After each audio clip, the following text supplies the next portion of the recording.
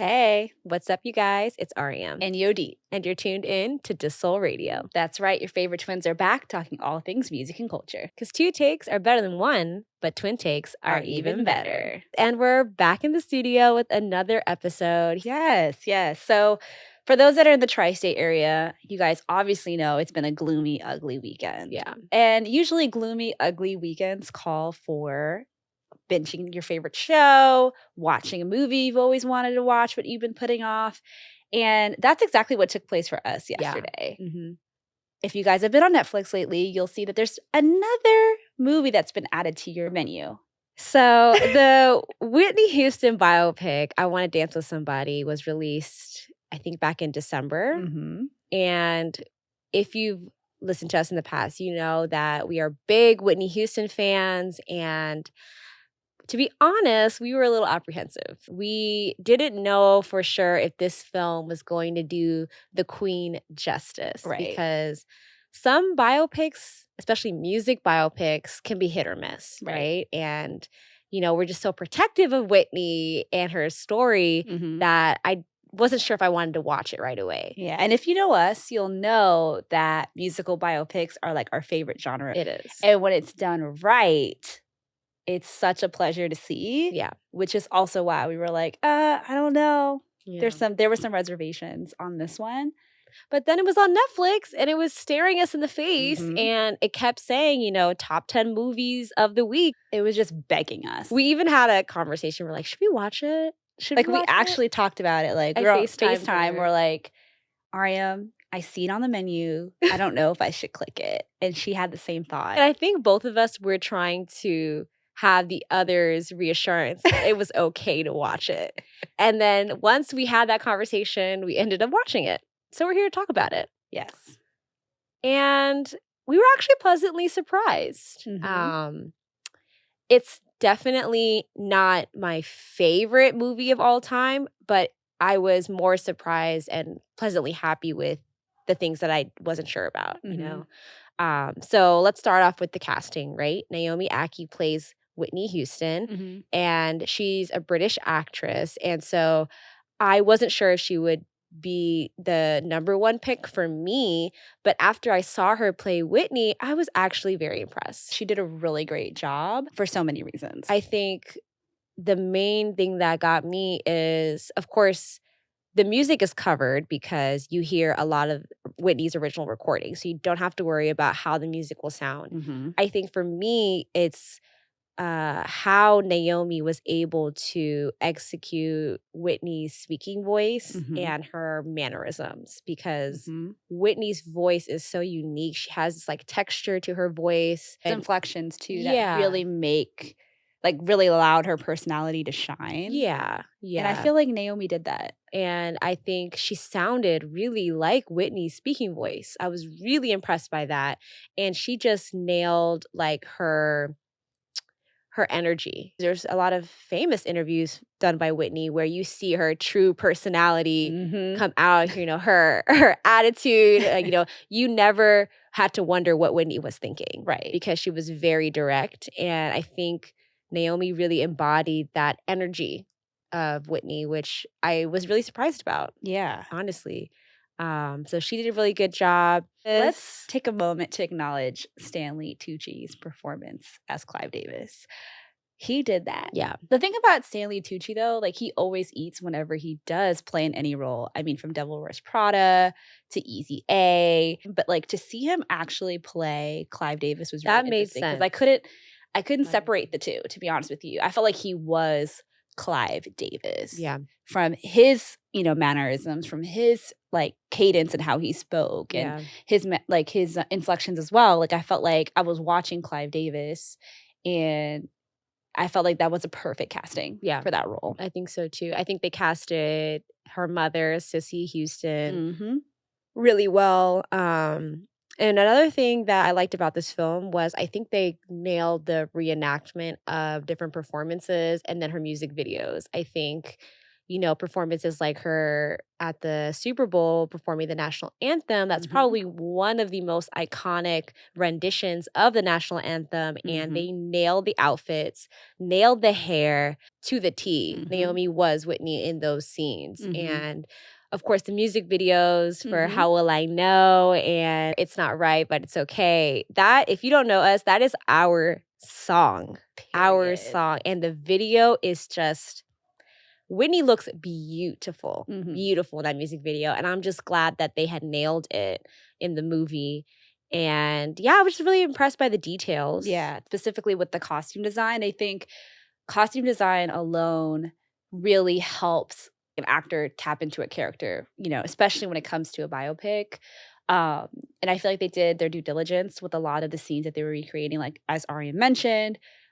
Even when they recreated the 15th anniversary of Arista Records, when she performed "I Want to Dance with Somebody," like that gold and black the jacket. gold and black jacket, the wig, that specific wig, the leggings, the jewelry, and then of course frame for frame. I mean, they really recreated that live performance, and I think it just goes to show like how important it is for a costume department to do their due diligence when they are doing a biopic. And I feel like they showed up. Yeah. And I felt like that helped Naomi really channel Whitney. Yeah. I think our major critique about the film, though, is that I think the tempo is super swift. They go through different moments fairly quickly, and it's very noticeable. Like, you feel like you didn't even get to digest a moment in Whitney's life. And I kind of think it did a disservice because she's just had so many great moments, and I think they just kind of glazed through it. Now, don't get me wrong. I mean, it's a lot to cover. This is decades of someone's robust career crammed into 2 hours. But what I would have rather have liked was that, okay, let's focus in on these moments and really just commit to the storytelling of different aspects rather than just kind of sprinkling a little bit here, a little bit there. Because as a viewer, it just felt very swift. Yeah, it was hard. It was a little hard to follow. And, they, like Ariam said, they did pepper in some of those, one-liners that speak to a phase that had taken place. But I think they should have dove in a little bit more into the different phases of her career. Like, when they talk a little bit about the critique that she was facing from Black consumers of her music not sounding Black enough when she first came out. And so her working with Babyface and LA helped reframe her sound, and that's what led to the I'm Your Baby Tonight era. And I felt like they could have dove in a little bit more around that partnership. In fact, they never even show her with LA Reid and Babyface. Yeah, because they mention it in passing. But they never show them. They never show that partnership and how that helped shift her sound and then open up a new audience for her.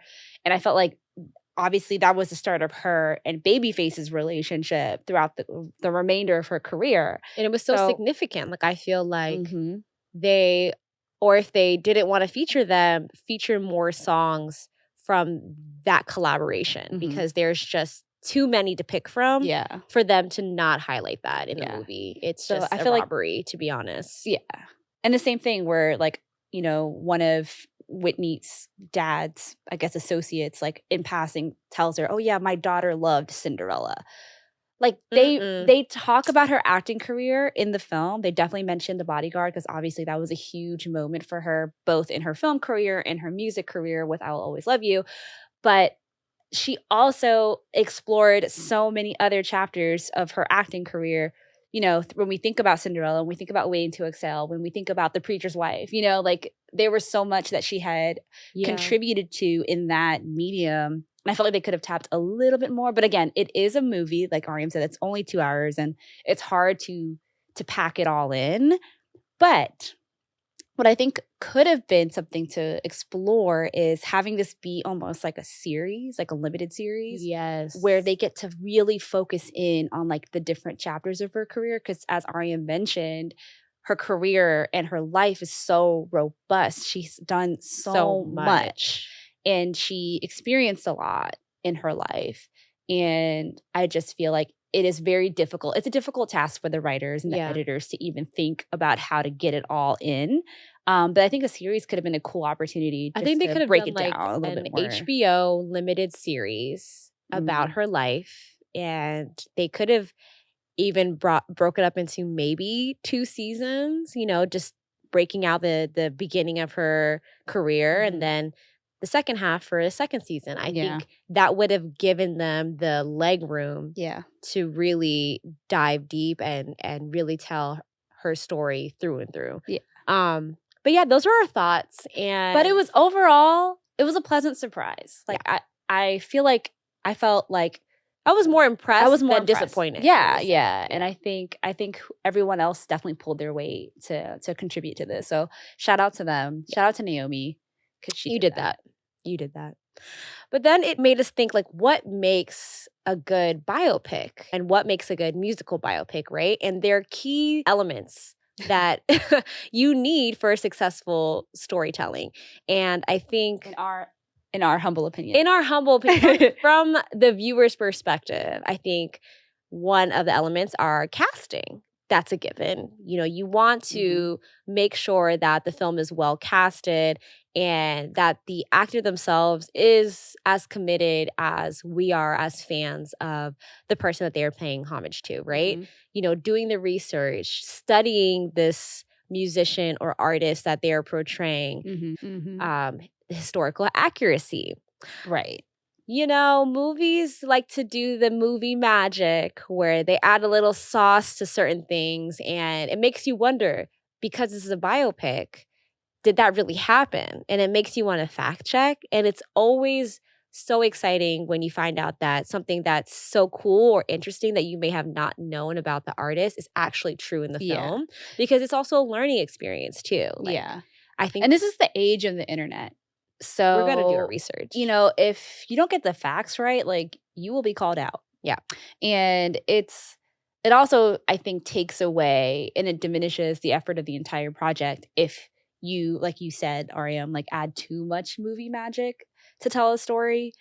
Because if you are basing it off of an actual human being whose life was very public, it's just best for you to do your due diligence and tell the accurate facts. And then also just nailing the details and reenactments of certain events, making sure that if you're recreating a moment and everything feels like you're watching a moment that happened maybe in the 90s or the 80s for the first time and feeling like you're actually there, I think that makes a biopic really strong. And then also you want to make sure that you get the approval from the estate or for the artists themselves. I think we don't really talk about it enough. I think movie studios are so impressed by these artists' lives that we need to also realize that we need to get permission. We need the cosign. Because if you don't have the cosign, it doesn't feel right. Right. And I think if you, like you said, I feel like the public and studios do feel entitled to tell these stories with or without the permission of the subject. And when it's rooted in that entitlement and there's no approval, there's no, cosign, like you said, I think that also, like, plays into the energy of the process of making that movie. Like, I feel like when you're watching it, for me, if I find out that the subject did not approve or the family of the subject did not approve of this, I'm going to feel some type of way. I'm going to feel like... I'm going to feel guilty. Why am I supporting this if the family doesn't even feel good about this? Yeah. And honestly, if you don't have that collaboration, it does... there's going to be some gaps. Definitely. And it takes away from the experience. And the authenticity of the project. Right? Exactly. And then a lot of the times for the musical biopics, if you don't get the rights to the music, you end up having to re-record a lot of these classic songs. And they're almost like covers. And it feels like a parody. Work with the family. I don't think that's something hard to do at all. Yeah. But this led us to come up with our own list of music biopics that we love. I think they nail some of those elements that we were talking about earlier. So what's first on the list, Ariam? So first on the list is very obvious. This film really It was one of our favorite films growing up. We are talking about Selena. Yeah. This needs to be top of the list. I think Selena is arguably one of the best music biopics. Yep. As a child, I could not differentiate Selena from Jennifer Lopez. The casting was so good. Yeah.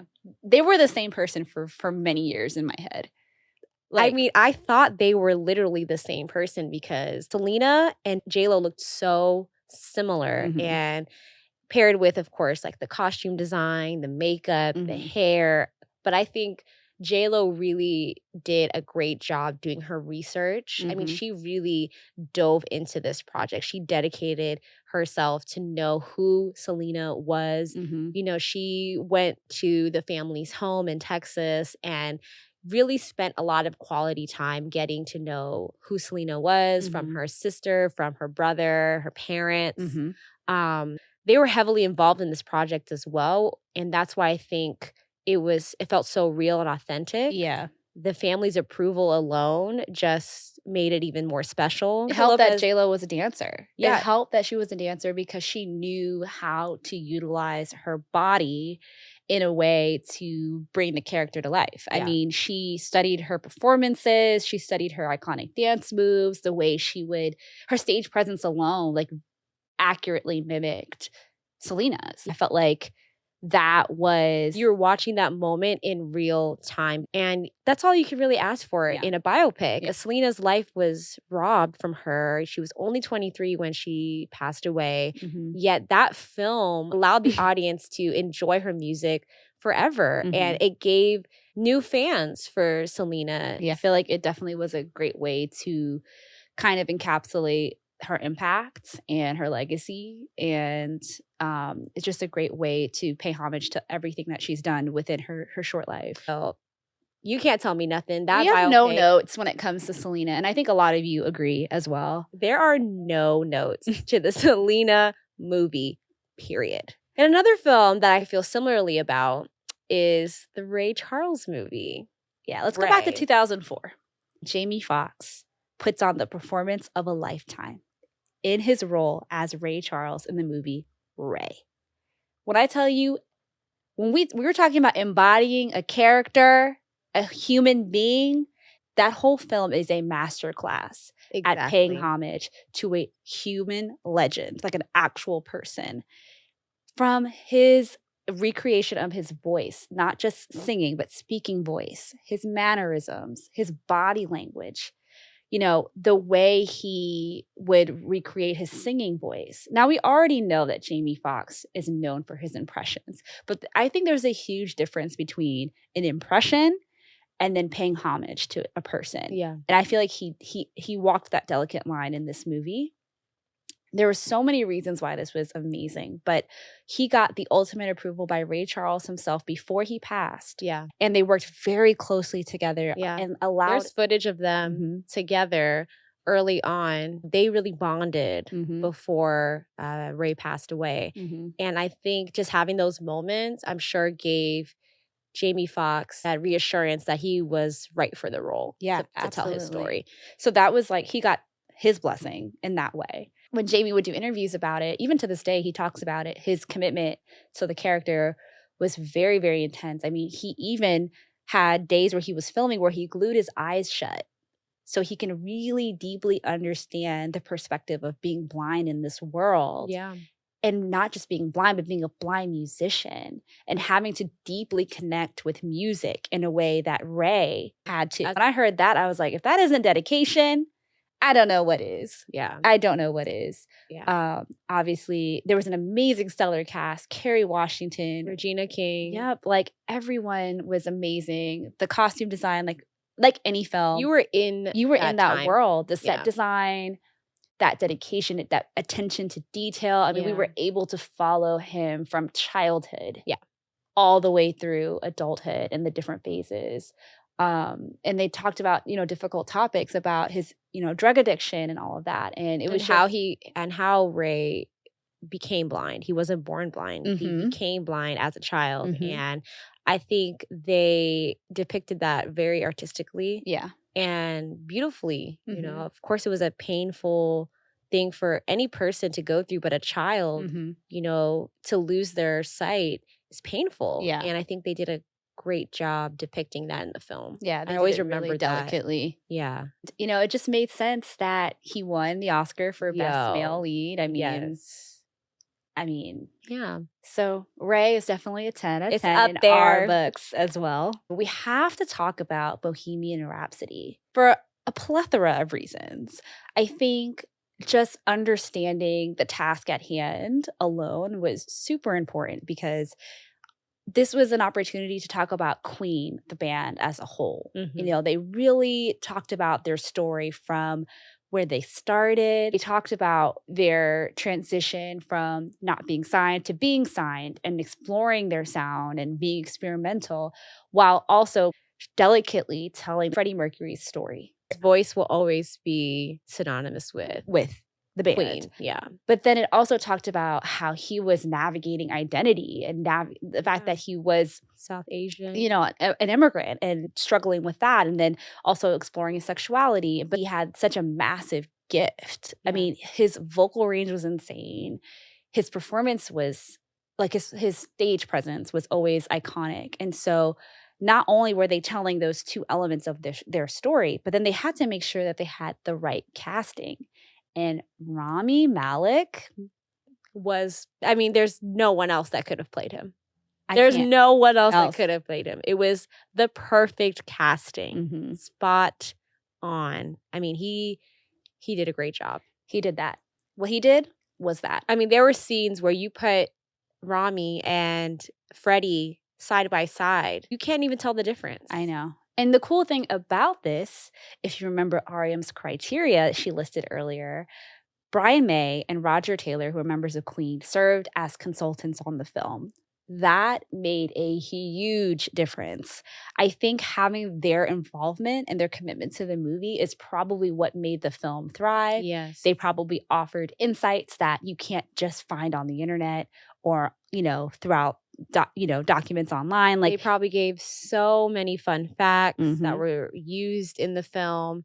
I mean, no one's going to know the story more than the people that were there. Exactly. And I feel like that probably helped Rami when it came to learning more about Freddie Mercury and their relationship dynamic and the nuances of who he was. And I feel like having that collaboration is what really helped the movie thrive.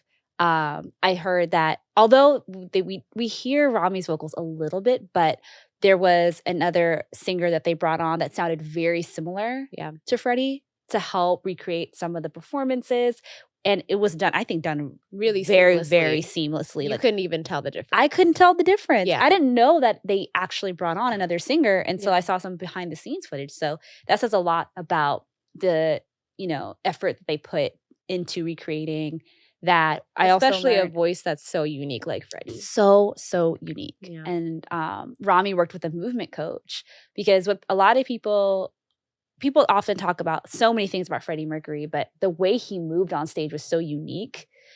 And that was a huge part of his stage identity. And so you can tell how closely Rami studied him. And the work of the movement coach really helped all that come to life. Right. I mean, if you think about the very end of the movie where they pay homage to their Live Aid concert, which is again side by side. If you play the actual footage of that concert with the actual footage from the movie, I need to not be able to tell the difference. Right. That's how you know that the film is doing these major moments service, because it's essentially it's history and we are just retelling it. Our last biopic that we must talk about is What's Love Got to Do with It? Oof. Yeah, we can't have this conversation and not talk about this. I mean, this is another one where I felt like, Angela, are you Tina? Like, yeah. I could not differentiate these two for the longest because Angela embodied Tina Turner. And this film stemmed from Tina Turner's autobiography, I, Tina. So it's a tough story to tell. Yeah. Tina had a very difficult life, but she prevailed. And what I loved was that Tina worked closely with Angela. Angela was very dedicated to the role, and she studied Tina. There's footage of Tina Turner showing Angela how to move, how to dance. You know, Tina's choreography is very signature, and she really embodied her on stage and in the film. Yeah. And even the way that Tina sings, you know, you can see Angela really studied how Tina forms her mouth, you know, how her lips, like they move, and it's such a grand smile. I think, you know, Angela did such a good job. Yeah. Such a good job. And then all of the original music is Tina, so you don't have to worry about it sounding off. It sounds exactly like Tina Turner.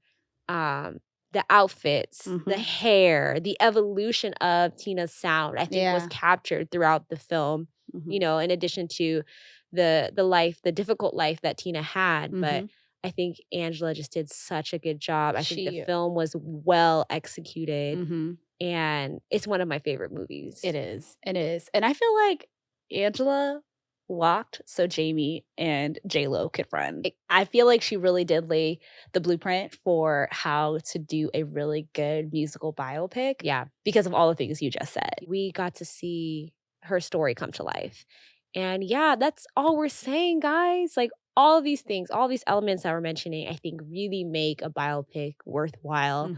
And yeah, we just really enjoy music, and we enjoy these icons, and we just love when a film just nails it. Yeah, that's our list, but there's so many biopics that are out there, and we'd love to hear from you. Comment below what you think is a really great biopic. We'd love to know. So that wraps up today's episode. If you like what you heard, you can keep up with us on our socials at DEUXSOL. You can also watch us on YouTube. You can listen to us where you hear podcasts on Amazon Music, Spotify, Apple Podcasts. If you can hear it, we'll be on it.